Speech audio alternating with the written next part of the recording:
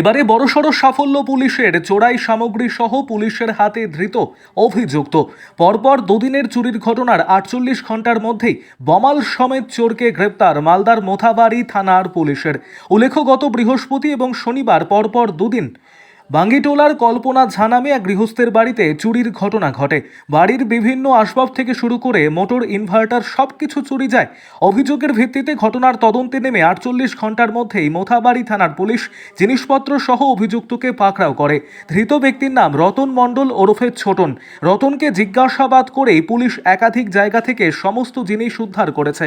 এই চুরি কাণ্ডে আরও কেউ জড়িত রয়েছে কিনা তাও খতিয়ে দেখছে পুলিশ। মঙ্গলবার ধৃতকে মালদা জেলা আদালতে পেশ করা হয়। আরও আপডেট থাকতে আমাদের ভিডিও শেয়ার ও ফেসবুক পেজটিকে লাইক করে ফলো করে দিন।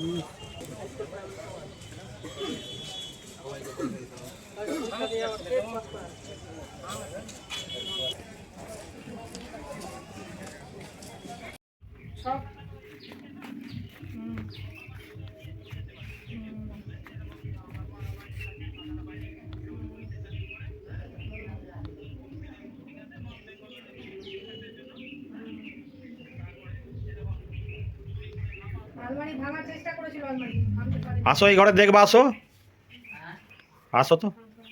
আমরাই জোর করে বললাম যে যান ঘুরে আসেন।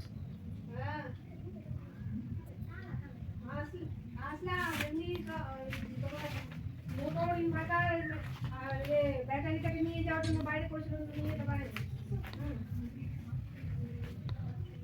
তালা ভেঙেছে তোমার ঘরে, তোমার ঘরে তালা ভেঙেছে, ও চেষ্টা করেছিল, ভাঙতে পারেনি।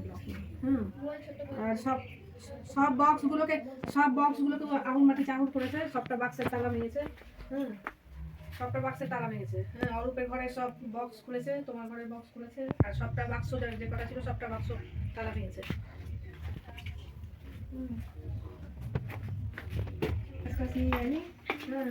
ঠাকুরগুলো ছিল না, ভাগ তোলা উঠিয়ে গাছা